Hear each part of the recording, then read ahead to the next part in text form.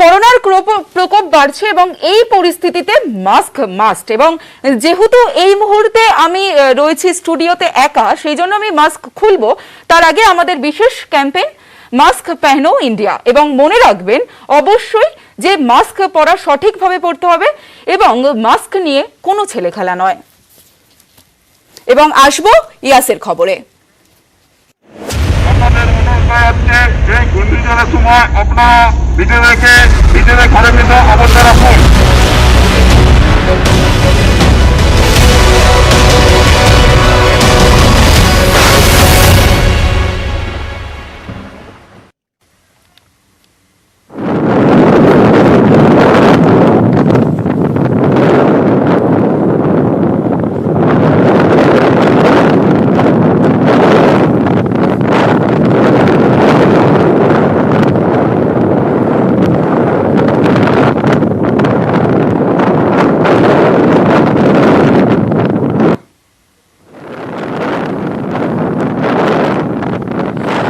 আসছে ঝড়, বাড়ছে ভয়, এবং এই মুহূর্তে যে ছবি আপনারা দেখছেন, পাথর প্রতিমায় বাঁধ উপচে জল ঢুকছে গ্রামে, সেই ছবি আপনারা এই মুহূর্তে দেখছেন নিউজ 18 বাংলায়। পাথর প্রতিমার ছবি এই মুহূর্তে আপনারা দেখতে পাচ্ছেন। পাথর প্রতিমায় বাঁধ উপচে জল ঢুকছে গ্রামে। ইয়াস আসছে এবং দীঘা থেকে 450 কিলোমিটার দূরে রয়েছে এই মুহূর্তে, এবং স্বাভাবিকভাবেই উত্তাল সমুদ্র। আবহাওয়া দপ্তর তারা জানিয়ে দিয়েছে 24 থেকে 26 উত্তাল থাকবে সমুদ্র, এবং সেই ছবি দেখতে পাচ্ছেন ইতিমধ্যেই উত্তাল সমুদ্র। বিশ্বজিৎ রয়েছে আমাদের প্রতিনিধি, বিশ্বজিতের সঙ্গে কথা বলবো। বিশ্বজিৎ, দেখো, কিছুক্ষণ আগে আমরা জানাচ্ছিলাম যে 400-র বেশি কিলোমিটার দূরে রয়েছে দীঘা থেকে। এই মুহূর্তে যা আপডেট রয়েছে 380 কিলোমিটার দূরে রয়েছে দীঘা থেকে, 380 কিলোমিটার দূরে 390 কিলোমিটার বালাসোর থেকে, অর্থাৎ আরো কাছে চলে আসছে ঘূর্ণিঝড় ইয়াস। এবং ইতিমধ্যেই জানো যে সকালবেলাতেই এটি অতি শক্তিশালী ঘূর্ণিঝড়ে পরিণত হয়েছে, এবং এই শক্তিশালী ঘূর্ণিঝড়ে পরিণত হওয়ার থেকে এটি আজ দুপুরের মধ্যেই অতি শক্তিশালী ঘূর্ণিঝড়ে পরিণত হবে। আরো একবার জানার চেষ্টা করব যে দীঘা থেকে কত কিলোমিটার দূরে রয়েছে। দেখো, দীঘা থেকে এই মুহূর্তে 380 কিলোমিটার দূরে রয়েছে দীঘা থেকে, এবং বালাসোর থেকে 390 কিলোমিটার দূরে রয়েছে। দক্ষিণ পূর্ব দিকে এটির অবস্থান রয়েছে দীঘা এবং বালাসোর থেকে, এবং এই মুহূর্তে তার যে গতিবেগ, সেই গতিবেগ আরো বাড়াচ্ছে। দুপুর 12টার মধ্যে এর গতিবেগ, নিজস্ব যে গতিবেগ, সেটি 120 থেকে 140 এবং সর্বোচ্চ 145 কিলোমিটার পর্যন্ত হতে পারে, এবং আজ রাতের মধ্যেই এটি 155 থেকে 165 কিলোমিটার গতিবেগ বাড়াতে পারে।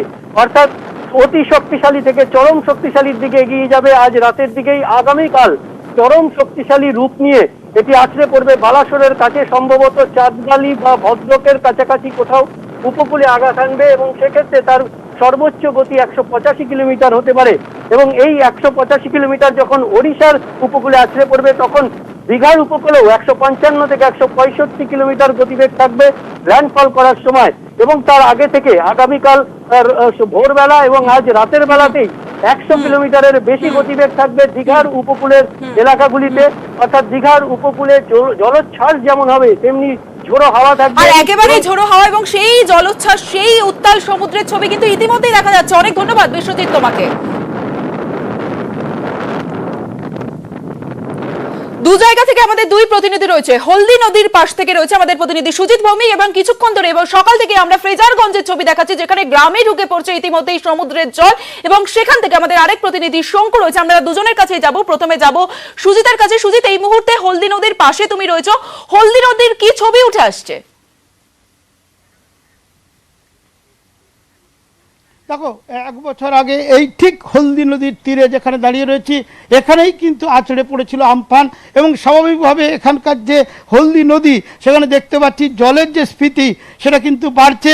আমার ক্যামেরা পার্সন সহকর্মী সুমনকে বলবো একেবারে দেখাতে, যে নদী দেখা যাচ্ছে তার জল কিন্তু ক্রমশ ফুলে উঠছে, এবং যেখানে তীরবর্তী এলাকায় কোস্টগার্ড রয়েছে, পুলিশ রয়েছে, প্রশাসন রয়েছে, প্রস্তুতি কিন্তু তুঙ্গে রয়েছে। কারণ প্রশাসনের তরফে ইতিমধ্যেই যেটা দেখা যাচ্ছে যে কাঁচা বাড়ির যারা বলা যায় বাসিন্দা, তাদেরকে কিন্তু সরিয়ে নিয়ে যাওয়া হয়েছে। এবং এই যে নদী, তুমি যতদূর চোখ যায় দেখবে জল কিন্তু ক্রমশ বাড়ছে। আসলে রাত পোহালেই পূর্ণিমার ভরা কোটাল, রাত পোহালেই দুর্যোগ ঘনিয়ে আসছে। যে কথা বলল সহকর্মী বিশ্বজিৎ, তাতেই বোঝা যাচ্ছে যে যেহেতু উড়িষ্যা আর উড়িষ্যা লাগোয়া দীঘা, দীঘা থেকে যদি হলদিয়া ধরি পুরো সমুদ্র, কোথাও নদী, তীরবর্তী এলাকা, তার কারণেই কিন্তু বিপদ একটা রয়েছে। এবং সেই বিপদের কথা মাথায় রেখে যেটা জানালাম যে একটা প্রস্তুতি, যে তৎপরতা প্রশাসনিক সবটাই রয়েছে, তারই মধ্যে আশঙ্কা রয়েছে সেই যেই জায়গা যেখানে কিন্তু আমি দাঁড়িয়ে রয়েছি সেখানেই কিন্তু 1 বছর আগে আমফান হিট করেছিল। একবার মূল যে হিট সেটা কিন্তু এখানেই করেছিল। একেবারে আমফানের যে স্মৃতি, সেখানে মানুষের মধ্যে একটা আশঙ্কা, অন্যদিকে প্রস্তুত প্রশাসনও। অনেক ধন্যবাদ। আমরা ফ্রেজারগঞ্জের ছবির দিকে চোখ রাখবো। ফ্রেজারগঞ্জ থেকে আমাদের প্রতিনিধি শঙ্কু রয়েছে। শঙ্কু, তুমি সকাল থেকে যে ছবি দেখাচ্ছ যে উত্তাল সমুদ্র এবং গ্রামে ঢুকতে শুরু করেছে জল, এই মুহূর্তের কি ছবি উঠে আসছে?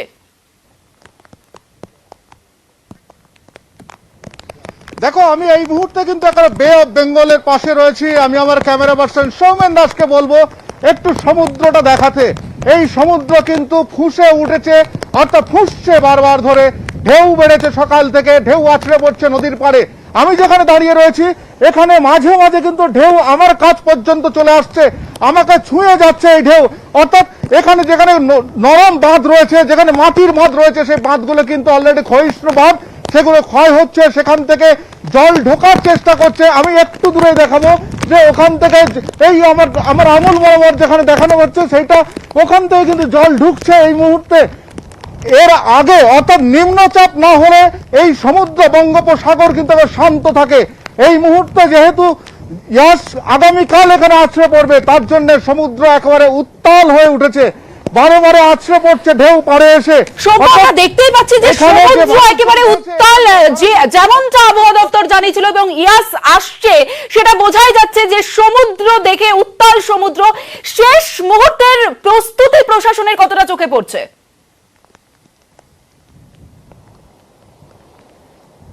দেখো, এখানে এনডিআরএফ এর টিম থেকে আরম্ভ করে, এখানে বিডিও থেকে আরম্ভ করে সবাই কিন্তু উদ্বিগ্ন রয়েছেন। বিশেষ করে সমুদ্র পাড় কিংবা নদীর পাড়গুলো ভেঙে যাতে জল না ঢোকে, তার জন্য সকাল থেকে তারা বিভিন্ন জায়গায় প্রদক্ষিণ করছেন এবং দেখে আসছেন। এবং স্থানীয় থানা থেকে আরম্ভ করে সবাই মাইক প্রচার করে বারবার ধরে বলে দিচ্ছে নদীর পাড় কিংবা সমুদ্রের পাড়ে কোথাও না থাকতে, সেখান থেকে নিরাপদ দূরত্বে নিরাপদ আশ্রয় চলে যাওয়ার জন্য বলেছে। আমরা সকাল থেকেই দেখেছি অনেক মানুষ যারা রয়েছে ঘর ছেড়ে সমুদ্র পাড় থেকে তারা চলে গেছে শক্তপোক্ত কোনো জায়গায়, কোনো সাইক্লোন সেন্টার কিংবা কোনো স্কুল বাড়ি থেকে আরম্ভ করে এই সমস্ত জায়গাতে।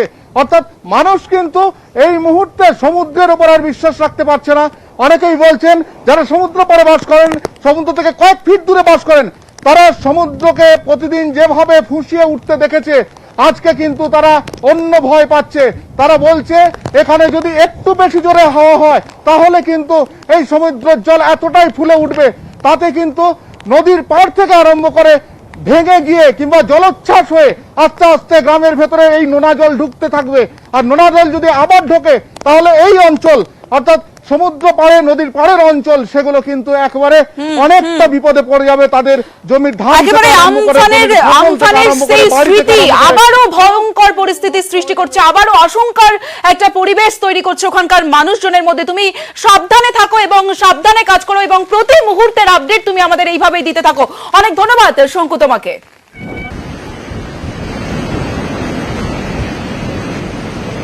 ফ্রেজারগঞ্জের ছবি আমাদের প্রতিনিধি দেখালো, যেখানে ইতিমধ্যেই গ্রামে জল ঢুকতে শুরু করে দিয়েছে এবং উত্তাল সমুদ্র। অন্যদিকে পাথর প্রতিমার অন্তর্গত যে ছবি, সেই ছবি আপনারা দেখতে পাচ্ছেন, ইতিমধ্যেই গ্রামে ঢুকতে শুরু করে দিয়েছে জল এবং উত্তাল সমুদ্র, সেই ছবি, ফুঁসছে সমুদ্র, সেই ছবি এই মুহূর্তে আপনারা দেখতে পাচ্ছেন নিউজ 18-এ। প্রতি মুহূর্তের আপডেট আমরা তুলে ধরছি নিউজ 18-এ, প্রতি সেকেন্ড প্রতি মুহূর্তের ছবি আমরা তুলে ধরছি। আমাদের প্রতিনিধিরা একদম গ্রাউন্ড জিরোয় পৌঁছে গিয়েছেন এবং প্রতিনিধিরা সেই ছবি তুলে ধরছে। ইতিমধ্যেই ফুঁসছে সাগর, সেই ছবি আপনারা দেখছেন। গ্রামে ঢুকতে শুরু করে দিয়েছে পাথর প্রতিমাতে, বাঁধ ভেঙে জল ঢুকতে শুরু করে দিয়েছে গ্রামে। পাথর প্রতিমার অন্তর্গত জি প্লট এলাকায় সমুদ্রের জল ঢুকতে শুরু করেছে।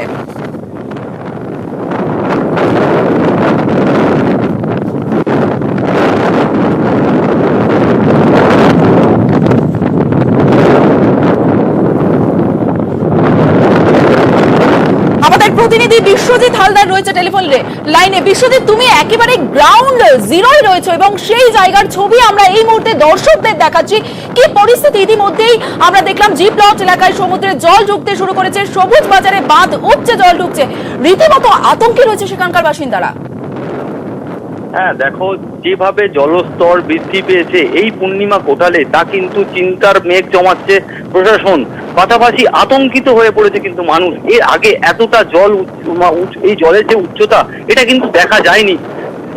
এমনটাই কিন্তু ছবি প্রত্যেকটা পাথর প্রতিমা, শুধু জি প্লটে সবুজ বাজার নয়, আমার এখনো পর্যন্ত যে খবর আসছে পাথর প্রতিমার বেশ কিছু জায়গা থেকে, উত্তর গোপালনগরের একটা জায়গা থেকে খবর আসছে যেখান থেকে বাঁধ উঠছে, জল আসছে, যে বাঁধগুলোকে কয়েকদিন আগেই মেরামত করা হয়েছিল, যেহেতু ঝড় আসছিল তার আগে দুদিন ধরেই কিন্তু বাঁধ মেরামত চলেছে, সেই বাঁধগুলোর মেরামত পরেও তার উপর থেকে উপচে জল আসছে। এটাই কিন্তু আতঙ্ক তৈরি করেছে পাথর প্রতিমা এবং জি প্লটের এই সমস্ত মানুষগুলোকে। এরপরে আরো একটা, এরপর আরো একটা জোয়ার রয়েছে, সেই জোয়ারের জল কিন্তু উচ্চতা আরো কিন্তু বাড়বে। তারপর যদি ঝোড়ো হাওয়া হয় তাহলে কিন্তু এই জল ফুলে ভেবে যে কি পরিণতি ঘটতে পারে, তা কিন্তু সেই আতঙ্কে কিন্তু দিন গুনছে এই যে পাথর প্রতিমা, সুন্দরবনের এই সমস্ত মানুষজন। একেবারেই তুমি পরিস্থিতির উপর নজর রাখো এবং সাবধানে থেকে কাজ করো, অবশ্যই বারবার আমাদের প্রতিনিধিদের এটাই বলছি। অনেক ধন্যবাদ তোমাকে।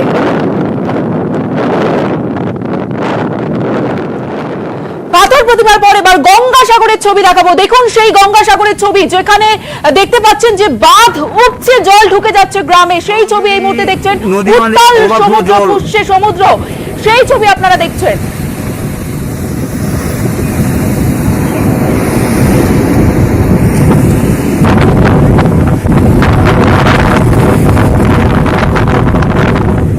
গঙ্গাসাগরের সেই ভয়াবহ ছবি আপনারা দেখতে পাচ্ছেন, যে উত্তাল সমুদ্র, বাঁধ উপচে ঢুকছে জল। আমাদের প্রতিনিধি কল্যাণ রয়েছে, আরো বিস্তারিত জানার চেষ্টা করব। কল্যাণ,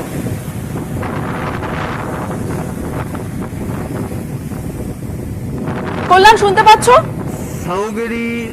গঙ্গাসাগরের ছবি আপনারা দেখতে পাচ্ছেন, গঙ্গাসাগরের সেই ছবি, পাথর প্রতিমার ছবি, ফ্রেজারগঞ্জের ছবি আমরা তুলে ধরলাম, দীঘার ছবি তুলে ধরছি, প্রতি জায়গার ছবি আমাদের প্রতিনিধিরা প্রতি মুহূর্তে তুলে ধরছে নিউজ 18 বাংলায়। এবং এই মুহূর্তে গঙ্গাসাগরের ছবি দেখতে পাচ্ছেন, গঙ্গাসাগরে বাঁধ উপচে ঢুকছে জল, স্বাভাবিকভাবেই রীতিমতো আতঙ্কিত গ্রামবাসীরা।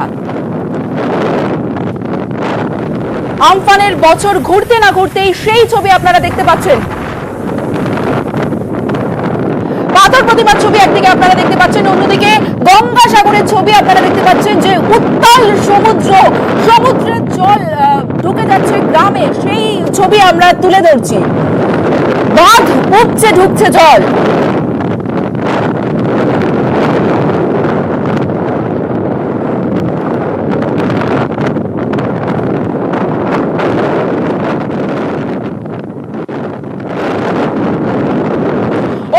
ধেয়ে আসছে ইয়াস প্রস্তুতির শহরে, এবং শহরে বন দফতরের বিপর্যয় মোকাবিলা দল রয়েছে এবং সেই ছবি তুলে ধরবে আমাদের প্রতিনিধি অমিত রয়েছে। অমিতের কাছে যাব। অমিত, কি ছবি উঠে আসছে? দেখো, এনডিআরএফ বা বিপর্যয় মোকাবিলা টিম যেমন রয়েছে, একই সঙ্গে বন দপ্তরের কর্মী যারা দক্ষ, উত্তরবঙ্গ থেকে একাধিক টিম ইতিমধ্যে কলকাতায় চলে এসছে। ঝড়ের রাতে যদি কোথাও গাছ পড়ে থাকে তা দ্রুত যাতে কেটে সরিয়ে দেওয়া যায়, তারই প্রস্তুতি এই মুহূর্তে চলছে। এই মুহূর্তে আমরা রয়েছি জেমস লং সরণিতে, যেখানে প্রায় 200 জনের একটা টিম রয়েছে, যারা ইতিমধ্যেই দক্ষিণ শহরতলির বিভিন্ন এলাকাতে তাদেরকে পাঠানো হচ্ছে। ইতিমধ্যে ডিপ্লয়মেন্ট প্রক্রিয়া শুরু হয়ে গেছে। কিছুক্ষণ আগে বন দপ্তরের যিনি আধিকারিক তিনি এসেছিলেন, তাদের সঙ্গে তিনি কথা বলেন, যারা এসছেন তাদের সঙ্গে, এবং কি করতে হবে কি করতে হবে না এই বিষয়গুলো বলেছে। এবং করোনা আবহ রয়েছে, একই সঙ্গে করোনার জন্য কিন্তু ইতিমধ্যে প্রোটেকশন বা করোনার ক্ষেত্রে যাতে কোনো রকম সংক্রমণ যাতে না ঘটে সেই বিষয়টিও লক্ষ্য রাখা হচ্ছে। এবং এই মুহূর্তে টিম যে দলগুলি এখানে রয়েছে তার ইতিমধ্যেই এখান থেকে ডিপ্লয়মেন্ট হবে। আমরা জেমস লংয়ে রয়েছি, প্রায় কলকাতা শহরে 20টি টিম কাজ করবে, এছাড়া রাজ্য জুড়ে 200টি টিম কাজ করবে। এবং জেমস লং সরণিতে যাদেরকে রাখা হয়েছিল তারা উত্তরবঙ্গের বিভিন্ন প্রান্ত থেকে এসছে, তারা ইতিমধ্যেই প্রস্তুতি শুরু হয়েছে। দাদা, আপনাদের কোথায় যাবেন এখন? কোথায় কোথায় টিম পাঠানো হচ্ছে? আমরা এখন রিজেন্ট পার্ক থানায় যাচ্ছি, ওখান থেকে আমাদের এরকম অর্ডার দেবে, ইনস্ট্রাকশন আসবে, সেই হিসেবে আমরা বিভিন্ন জায়গায় ছড়িয়ে পড়বো। এই বেহালাতে যাদেরকে রাখা হয়েছে তারা মূলত দক্ষিণ শহরতলি বা দক্ষিণ কলকাতাতে কাজ করবে। হ্যাঁ, এখন সেটা আমাদের অফিসাররা যারা আছেন ওরা যেরকমভাবে আমাদের ইনস্ট্রাকশন দেবেন সেইভাবে আমরা কাজ করব। ইতিমধ্যে এনডিআরএফ, বিপর্যয় মোকাবিলা টিম এবং বন দপ্তরে যারা কর্মী রয়েছে, যাদেরকে আনা হয়েছে তারা দক্ষ, তাদের ডিপ্লয়মেন্ট ইতিমধ্যে শুরু হয়ে গিয়েছে। এই যে টিম দাঁড়িয়ে রয়েছে তারা রিজেন্ট পার্ক থানা এলাকা, অর্থাৎ টালিগঞ্জের রিজেন্ট পার্ক থানা এলাকায় তাদেরকে পাঠানো হচ্ছে। অন্যদিকে আরো যে গাড়ি রয়েছে বা আরো এদের সঙ্গে আরো যারা বনকর্মী রয়েছেন তাদেরকে শহরের বিভিন্ন প্রান্তে, ইতিমধ্যে যাদবপুরের দিকে একটি টিম রওনা হয়ে গিয়েছে, সন্তোষপুরের দিকে চলে গিয়েছে। এই যে টিম আমার সামনে দাঁড়িয়ে রয়েছে এরা রিজেন্ট পার্ক যাচ্ছে। অন্যদিকে গাড়িতে পেছনের যে অংশ রয়েছে সেখানে তুমি দেখাতে বলবো যে গাড়িতে দেখো, গাড়িতেও ইতিমধ্যে টিম উঠছে, প্রত্যেকে প্রস্তুত, মানে যথেষ্ট তৎপর। বন দপ্তরের তরফ থেকেও যাদেরকে আনা হয়েছিল শহর কলকাতায় কাজ করার জন্য তারা ইতিমধ্যে স্বাভাবিকভাবে অমিত বোঝা যাচ্ছে যে ইয়াস আসার আগেই অন্যান্য জেলার পাশাপাশি শহর কলকাতাও প্রস্তুত, ইতিমধ্যেই আসতে শুরু করেছে বিপর্যয় মোকাবিলার যে টিম, তারা আসতে শুরু করে দিয়েছে। অনেক ধন্যবাদ। সব খবর সবার আগে এবং ইয়াসের প্রতি মুহূর্তের আপডেট শুধুমাত্র নিউজ 18 বাংলায়। এখন সময় একটা বিরতি, ফিরে আসছি বিরতির পর ইয়াসের খবর নিয়ে। আমাদের মনে হচ্ছে এই ঘূর্ণিঝড়ের সময় আপনারা নিজেদের ঘরের ভিতর অবস্থা রাখুন। এই যে ইয়াস যে কোনো সময় আজকে পড়তে পারে, সাধারণ মানুষ কিন্তু উদ্গ্রীবে রয়েছেন, আতঙ্কে রয়েছেন। সমুদ্র গ্রাস করছে আস্তে আস্তে ফ্রেজারগঞ্জকে। কোনো পরিষ্কার করে কোনো কিছু দেখা যাচ্ছে না, ক্রমাগতই ভারী বৃষ্টি হচ্ছে। যে বাঁধের ওপর আমরা দাঁড়িয়ে রয়েছি সেই বাঁধ নির্মাণের কাজ চলছে। যে রিলিফ সেন্টার ইতিমধ্যে খোলা হয়েছে। জঙ্গলের ভেতরে ঢুকে পড়েছি। এই জঙ্গল বারে বারে ঝড় এবং বৃষ্টিতে ক্ষতিগ্রস্ত হয়। যে রিভার ট্রাফিকের তরফ থেকে বিভিন্ন জায়গায় মাইকিং করা হচ্ছে। ইয়াস ঘূর্ণিঝড় আসছে তেরেপুরে, তৎপর কলকাতা পুরসভা। আরো জলোচ্ছ্বাস বাদে তারই একটা পূর্বাভাস জানিয়ে দেওয়া হয় আলিপুর আবহাওয়া দপ্তরের পক্ষ থেকে। দেখাচ্ছি পাশাপাশি চিতপুরে মাইকিং প্রশাসনের। ইয়াসের আগে পুরনো বিপজ্জনক বাড়ির বাসিন্দাদের অন্যত্র সরানো হচ্ছে, এই নিয়ে বিস্তারিত কথা বলবো। আমাদের প্রতিনিধি রয়েছে সেখান থেকে, এবং ইতিমধ্যেই চিতপুরে মাইকিং চলছে প্রশাসনের, সেই ছবি আপনারা দেখছেন এই মুহূর্তে। ঝড় চলাকালীন কোনো রকম যে বাড়ি ভেঙে পড়তে পারে, ঘরে চাল ক্ষতিগ্রস্ত হতে পারে, সেই বাড়ির মধ্যে থাকবেন না। আপনারা সেই বাড়ি থেকে দূরত্ব বজায় রাখুন। প্রত্যেকের নিরাপদ আশ্রয়ে চলে যান। আপনারা এরকম বাড়ির ঘরে কাছে থাকবেন না। ঝড় চলাকালীন কোনো রকম যে বাড়ি ভেঙে পড়তে পারে, ঘরে চাল ক্ষতিগ্রস্ত হতে পারে, সেই বাড়ির মধ্যে থাকবেন না। আপনারা দেখলেন যে চিতপুরে মাইকিং করছে প্রশাসন এবং জানিয়ে দিচ্ছে যে বিপজ্জনক বাড়িগুলো রয়েছে সেখানে যেন বাসিন্দারা না থাকেন এবং অন্যত্র চলে যান। আমরা আরো বিস্তারিত কথা বলবো। চিতপুর থেকে সরাসরি রয়েছে আমাদের প্রতিনিধি অর্পিতা রয়েছে, অর্পিতার কাছে যাবো। অর্পিতা, আমরা দেখছি যে পুলিশ প্রশাসন মাইকিং করছে। দেখো ইয়াস আসছে ধেয়ে, আর সেই কারণে চিতপুর থানার পুলিশ আমরা দেখতে পাচ্ছি এই মুহূর্তে কেএল দাস যে রোড রয়েছে চিতপুরে, সেখানে যে সমস্ত পুরনো এবং বিপজ্জনক যে সমস্ত বাড়ি রয়েছে, অর্থাৎ প্রায় ভগ্নপ্রায় যে সমস্ত বাড়ি রয়েছে, সেই বাড়ি থেকে মানুষজন যাতে না থাকেন এই ঘূর্ণিঝড়ের সময়, সেই কারণে তাদেরকে এখানে পুলিশ এখানে মাইকের মাধ্যমে অ্যানাউন্সমেন্ট করছেন যাতে এখানে ভেতরের যারা বাসিন্দা তারা যাতে বেরিয়ে কেএমসির তরফ থেকে যে রেস্কিউ হাউস করা হয়েছে সেখানে যাতে তারা পৌঁছাতে পারেন। এই মুহূর্তে আমি তোমাকে সেই ছবি দেখাচ্ছি যেখানে চিতপুর থানার পুলিশ আধিকারিকরা, তুমি দেখো যে ভগ্নপ্রায় এবং কার্যত বলা যায় একদম যেগুলো পুরনো বাড়ি যেখানে কিনা কেএমসি থেকে নোটিশ দেওয়া হয়েছে, সেই সমস্ত বাড়িগুলোতে যাতে সাধারণ মানুষ না থাকেন, কারণ এই ইয়াস যখন ধেয়ে আসবে তখন বাড়িগুলি ক্ষতিগ্রস্ত হতে পারে, ভেঙে পড়তে পারে, তাতে সাধারণ মানুষ ইনজিওর্ড হতে পারে এবং আরো কোনো বড় কোনো বিপদ ঘটতে পারে। সেই কারণেই পুলিশ আধিকারিকরা তারা এখানে মাইকের মাধ্যমে তারা অ্যানাউন্সমেন্ট করছেন এবং সেখানে আমরা দেখতে পাচ্ছি পুলিশ আধিকারিকরা অলিগলিতে তারা ঢুকে যাচ্ছেন। আমরা সকাল থেকে আমরা দেখেছি বিভিন্ন জায়গায় তারা এখানে অ্যানাউন্সমেন্ট করছেন যাতে সাধারণ মানুষের প্রাণ বাঁচে। এই ইয়াস যখন ধেয়ে আসছে তখন সাধারণ মানুষ যাতে কোনোভাবে কোনো বিপদের সম্মুখীন না হয়, সেই কারণে কেএমসির তরফ থেকে ইতিমধ্যেই প্রত্যেকটি এলাকাতে কেএমসির তরফ থেকে রেস্কিউ হাউস তৈরি করা হয়েছে। আমরা জানি কলকাতা পুলিশের তরফে এমনিতেই কিছুদিন আগে কলকাতা পুলিশ কমিশনার তিনি সমন্বয় কমিটি গঠন করেছিলেন বিভিন্ন ডিপার্টমেন্টকে নিয়ে। এবার কলকাতা পুলিশের তরফে আমরা দেখতে পাচ্ছি যে চিতপুর থানা এলাকার যে পুলিশ আধিকারিকরা তারা এখানে অ্যানাউন্সমেন্ট করছে কেএল দাস রোডে। এখানে আমি একটি পুরনো বাড়িকে তোমাকে দেখানোর চেষ্টা করব, যে এই বাড়িটা কার্যত প্রায় ভগ্নপ্রায়। সেখানে যারা থাকেন সেই সমস্ত মানুষরা যাতে সেফলি যাতে বেরিয়ে আসতে পারেন। আমি একবার তোমাকে শোনাবো এই মুহূর্তে যে অ্যানাউন্সমেন্ট বলছে পুলিশ আধিকারিকরা। আপনারা ভগ্নপ্রায় বাড়ি থেকে নিরাপদ দূরত্ব বজায় রাখুন। একেবারেই বোঝা যাচ্ছে সেক্ষেত্রে বিপজ্জনক বাড়িগুলিতে সতর্ক করছে প্রশাসন এবং মাইকিং করছে সকাল থেকেই, সেই ছবি আমরা তুলে ধরছি। অনেক ধন্যবাদ অর্পিতা তোমাকে। ঘরে কাছে থাকবেন না, ঘর চলাকালীন কোনো রকম যে বাড়ি ভেঙে পড়তে পারে। অন্যদিকে ইয়াসের জোরে বিদ্যুৎ বিভ্রাট হলে হাসপাতালগুলিতে কি হবে কোভিড আক্রান্তদের? এইসব চিন্তা করেই বিভিন্ন হাসপাতাল ও ভ্যাকসিনেশন সেন্টারে এবার আলাদা পাওয়ার ব্যাকআপের ব্যবস্থা।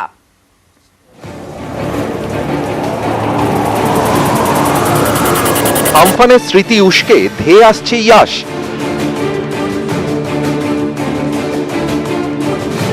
করোনার মধ্যে ঘূর্ণিঝড়, ফলে অনেক হাসপাতালই চিন্তায়। রোগীরা যাতে কোনো রকম অসুবিধার মধ্যে না পড়েন, চিকিৎসায় যাতে কোনো প্রভাব না পড়ে, সেজন্য বিদ্যুৎ পরিষেবা স্বাভাবিক রাখার উদ্যোগ নিয়েছে হাসপাতালগুলির পাশাপাশি ভ্যাকসিনেশন সেন্টারে আলাদা পাওয়ার ব্যাকআপ থাকছে। বিদ্যুৎ বিপর্যয় যেন না হয় তার জন্য সমস্ত রকম ব্যবস্থা রাখতে বলেছেন কেন্দ্রীয় স্বরাষ্ট্রমন্ত্রী অমিত শাহ। আর তার আগে থেকেই কলকাতা মেডিকেল কলেজ হাসপাতালে এখানে জেনারেটরের ব্যবস্থা রাখা আছে এবং ডিজি জেনারেটর, সেই ডিজি জেনারেটরের জন্য বিদ্যুৎ এবং বলা যেতে পারে যে ডিজেল যাতে একদম মজুদ থাকে সেই সমস্ত রকম ব্যবস্থা রাখা হয়েছে। সিএসসিও জানিয়েছে হাসপাতাল ও টিকা কেন্দ্রে তারা পাওয়ার ব্যাকআপের ব্যবস্থা করেছে। আমাদের storage centre, vaccination storage centre অথবা কোল্ড চেন পয়েন্টস, সেই সাপ্লাইগুলো ভেরি ভাইটাল। তো আমাদের সেই সাপ্লাইগুলোকে জন্য আলাদা ফোকাস রাখা হচ্ছে। সমস্ত রকম হসপিটাল, নার্সিংহোম, তাদের সাপ্লাইগুলোকে আমরা আলাদা নজর রেখেছি যাতে সেই সাপ্লাইগুলোকে বন্ধ না হয়, এফেক্টেড না হয়। ক্যামেরায় মনোজ যাদব ও অসিত দাসের সঙ্গে অভিজিৎ চন্দ্র ও অর্পিতা হাজরার রিপোর্ট, নিউজ 18 বাংলা। যেসব এলাকায় বিদ্যুতের তার মাটির উপরে, সেখানে এবার আগে থেকেই সতর্ক সিএসসি। জোর দেওয়া হচ্ছে পুরসভার সঙ্গে সমন্বয় রেখে কাজে।